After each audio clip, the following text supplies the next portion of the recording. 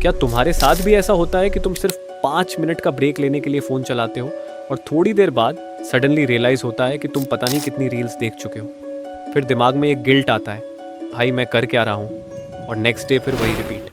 अब ऑनेस्टली अगर तुम्हारा फोकस और अटेंशन स्पैन अभी भी पहले जैसा स्ट्रांग होता तो शायद तुम ये वीडियो अंत तक देख पाते और अपने इस प्रॉब्लम को फिक्स कर पाते। क्योंकि इस वीडियो में फास्ट एडिटिंग नहीं है, हर 2 सेकंड में मीम्स नहीं आएंगे और कोई फेक मोटिवेशन नहीं होगा। लेकिन अगर तुम ये वीडियो अगले कुछ मिनट जेन्युइनली ध्यान से देख लेते हो तो तुम्हें समझ आएगा कि आखिर तुम्हारा ब्रेन इतना डिस्ट्रैक्टेड क्यों हो चुका है और उससे बाहर प्रैक्टिकली कैसे निकलना है। क्योंकि प्रॉब्लम सिर्फ स्क्रोलिंग नहीं है, प्रॉब्लम ये है कि धीरे धीरे तुम्हारा ब्रेन नॉर्मल लाइफ में इंटरेस्ट लूज कर रहा है और यही सबसे डेंजरस चीज़ है। तुम काम करने बैठते हो, शुरुआत में पूरा प्लान रेडी होता है, आज फोकस करना है, डिस्ट्रैक्शंस अवॉइड करने हैं, प्रोडक्टिव बनना है, लेकिन थोड़ी देर बाद ही ब्रेन बोलता है एक बार फ़ोन चेक कर लेते हैं। फिर यूट्यूब खुल जाता है, फिर कमेंट्स, फिर रील्स, फिर दूसरा वीडियो, और जो काम 20 मिनट में शुरू हो जाना चाहिए था वो 2 घंटे तक शुरू भी नहीं होता। सबसे वियर्ड चीज़ पता है क्या है? तुम्हें पता होता है कि तुम टाइम वेस्ट कर रहे हो, फिर भी स्टॉप नहीं कर पाते, और यहीं से लोग गलत कंक्लूजन निकालते हैं। उन्हें लगता है मुझ में डिसिप्लिन नहीं है, मैं लेजी हूँ, मेरा फोकस वीक है। लेकिन ऑनेस्टली प्रॉब्लम मोटिवेशन की भी नहीं है, प्रॉब्लम यह है कि तुम्हारा ब्रेन हर वक्त इजी स्टिमुलेशन का आदी हो चुका है। अब देखो केयरफुली, आज हमारा ब्रेन कभी खाली रहता ही नहीं। खाना खाते समय वीडियो, बाथरूम में फ़ोन, सोने से पहले स्क्रोलिंग, उठते ही नोटिफिकेशंस, यहाँ तक कि 2 मिनट की साइलेंस भी अनकंफर्टेबल लगती है और धीरे धीरे ब्रेन को हैबिट हो जाती है कांस्टेंट स्टिमुलेशन की। फिर क्या होता है? रियल लाइफ स्लो लगने लगती है। Book boring, study boring, long conversations boring, लेकिन reels interesting, short videos interesting, random scrolling interesting, क्योंकि ब्रेन कंपेयर कर रहा होता है। एक तरफ इंस्टेंट एक्साइटमेंट, दूसरी तरफ डिफिकल्ट एफर्ट, और ब्रेन हमेशा इजी चीज़ चूज करेगा। इमेजिन करो अगर किसी इंसान को रोज अनलिमिटेड जंक फूड मिलता रहे तो क्या उसे सिंपल घर का खाना एक्साइटिंग लगेगा? नहीं ना। ब्रेन भी एग्जैक्टली ऐसे ही काम करता है। जब उसे हर थोड़ी देर में इंस्टेंट डोपामाइन मिलने लगता है तो वो डिफिकल्ट चीज़ों में इंटरेस्ट लूज करना शुरू कर देता है। इसीलिए आज 30 सेकंड की रील इंटरेस्टिंग लगती है, लेकिन 30 मिनट की स्टडी इम्पॉसिबल। और यही रीज़न है कि आजकल लोग गोल्स बहुत बनाते हैं, मोटिवेशन वीडियोस बहुत देखते हैं, प्लानिंग बहुत करते हैं, लेकिन एग्जीक्यूट नहीं कर पाते क्योंकि ब्रेन ऑलरेडी ओवर स्टिमुलेटेड होता है। और सबसे डेंजरस चीज़, धीरे धीरे खाली बैठने की कैपेसिटी खत्म हो जाती है। अब साइलेंस एनिमी लगने लगती है, लेकिन रियलिटी में साइलेंस बहुत पावरफुल चीज़ है, क्योंकि जब ब्रेन को लगातार स्टिमुलेशन नहीं मिलता तभी वो स्लो होना शुरू करता है, तभी क्लैरिटी आती है, आइडियाज़ आते हैं, सेल्फ अवेयरनेस आती है। लेकिन हम उस पॉइंट तक पहुंचने से पहले ही फ़ोन उठा लेते हैं। अब यहाँ एक चीज़ समझो, डोपामाइन एनिमी नहीं है, चीप डोपामाइन प्रॉब्लम है।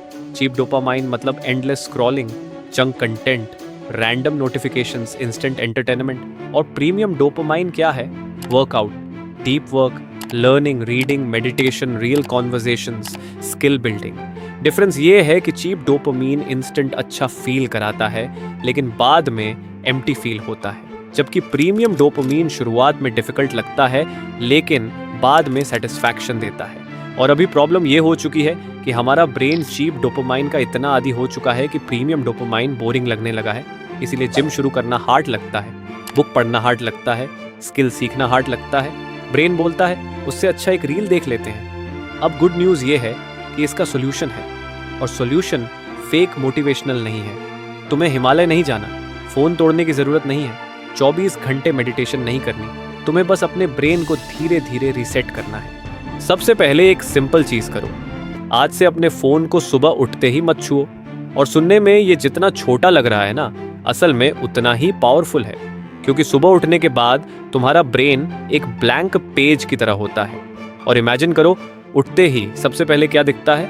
Notifications, messages, reels, memes, short videos. मतलब दिन शुरू होने से पहले ही ब्रेन को इंस्टेंट डोपामाइन मिल जाता है और फिर पूरा दिन नॉर्मल चीज़ें बोरिंग लगती हैं।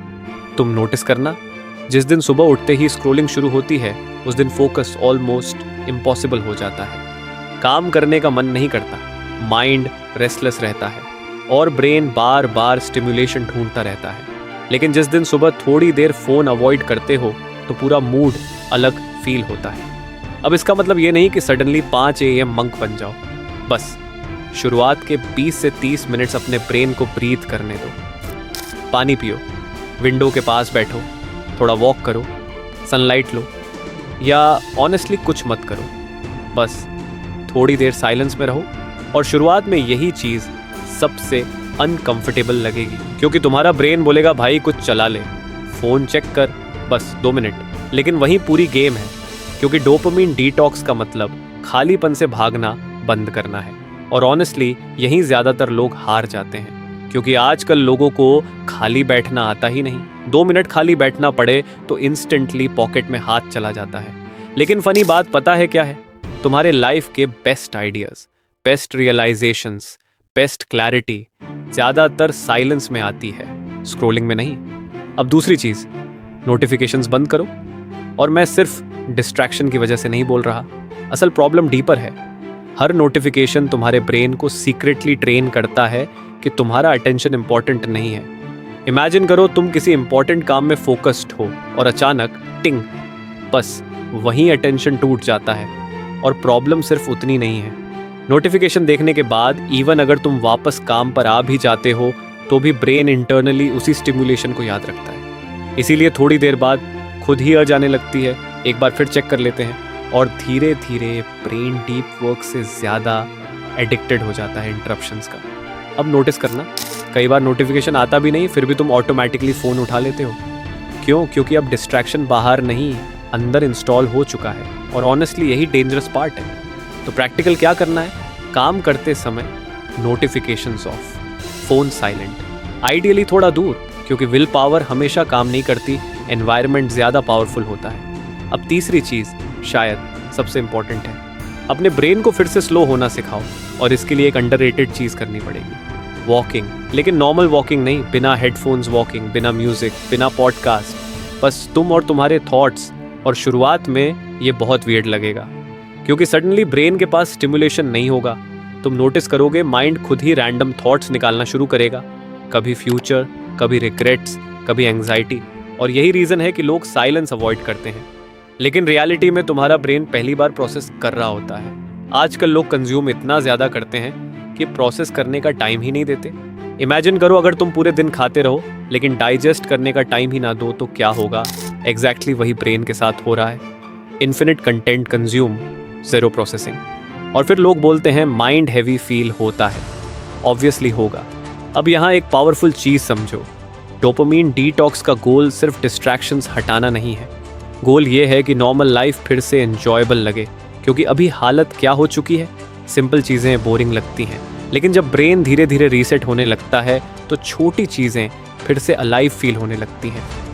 मॉर्निंग एयर फील होती है, सॉन्ग्स ज़्यादा इमोशनल लगते हैं, बुक्स इंटरेस्टिंग लगने लगती हैं, कन्वर्सेशंस रियल लगती हैं, और सबसे इम्पॉर्टेंट फोकस वापस आने लगता है।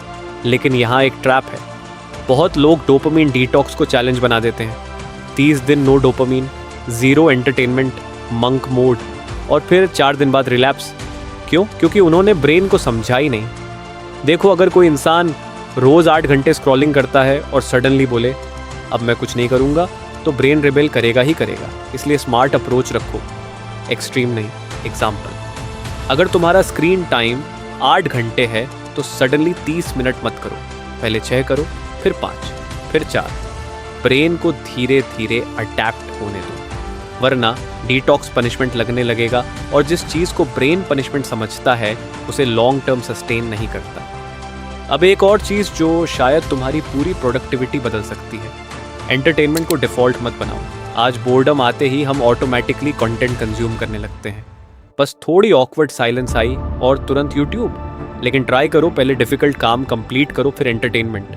मतलब डोपामिन को रिवॉर्ड बनाओ, डिफ़ॉल्ट लाइफस्टाइल नहीं। और यही चीज़ धीरे धीरे ब्रेन को रिवायर करती है। अब यहाँ एक इंटरेस्टिंग चीज़ नोटिस करना, जब तुम जेन्युइनली डिफ़िकल्ट चीज़ कंप्लीट करते हो, जैसे workout, study session, skill learning, deep work, तो सेटिस्फैक्शन की फीलिंग अलग होती है। शॉर्ट नहीं, डीप होती है। और ऑनेस्टली लॉन्ग टर्म कॉन्फिडेंस भी वहीं से आता है, स्क्रोलिंग से नहीं। अब एक और प्रैक्टिकल चीज, अपने फोन को ग्रे स्केल मोड पे डालो। और मुझे पता है सुनने में फनी लग रहा होगा, लेकिन ट्राई करके देखना, सडनली एप्स बोरिंग लगने लगती हैं, क्योंकि social media companies literally colours use करती हैं अटेंशन पकड़ने के लिए। Red notifications, bright thumbnails, flashing visuals, सब इंटेंशनली डिजाइंड होता है। जब फोन ब्लैक एंड वाइट हो जाता है तो स्टिमुलेशन कम फील होता है और स्क्रॉलिंग ऑटोमेटिकली थोड़ी रिड्यूस होने लगती है। छोटी चीज़ है लेकिन सरप्राइजिंगली इफेक्टिव है।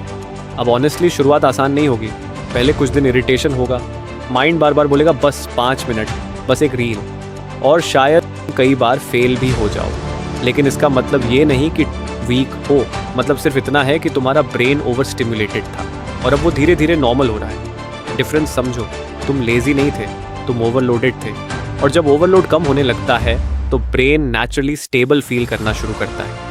कुछ दिनों बाद तुम नोटिस करोगे माइंड काल्मर है, फोकस थोड़ा स्टेबल है, रैंडम अर्जेस कम है और डिफिकल्ट चीज़ें पहले जितनी इम्पॉसिबल नहीं लग रही। और ऑनेस्टली यही रियल सेल्फ इम्प्रूवमेंट है, फेक मोटिवेशन नहीं, रियल कंट्रोल। क्योंकि आखिर में डिसिप्लिन कोई मैजिकल चीज़ नहीं है। जब ब्रेन हर समय चीप डोपामाइन कंज्यूम नहीं कर रहा होता तो डिसिप्लिन नेचुरली आसान लगने लगता है।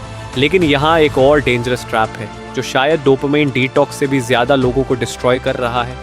और फनी बात यह है कि लोग उसे सेल्फ इम्प्रूवमेंट समझते हैं, जबकि रियलिटी में वो उन्हें मेंटली और ज़्यादा डिस्ट्रैक्टेड बना रहा होता है। तो अगर जेन्युइनली अपने ब्रेन को रिसेट करना चाहते हो और उन फेक सेल्फ इम्प्रूवमेंट ट्रैप्स से बचना चाहते हो जो साइलेंटली तुम्हारा फोकस खा रहे हैं, तो एंड स्क्रीन पर जो नेक्स्ट वीडियो आ रही है उसे ज़रूर देखना, क्योंकि उस वीडियो में कुछ ऐसे मिस्टेक्स बताए गए हैं जो लोगों को लगता है कि ये भी सेल्फ इम्प्रूवमेंट का पार्ट है, बट रियलिटी में ये मिस्टेक्स तुम्हें तुम्हारे ड्रीम्स से दूर ले जा रही होती हैं। वही चीज़ साइलेंटली तुम्हारी इम्प्रूवमेंट को रोक रही होती है। तो अगर इस चीज़ से बचना चाहते हो तो अभी इस वीडियो पर क्लिक करो।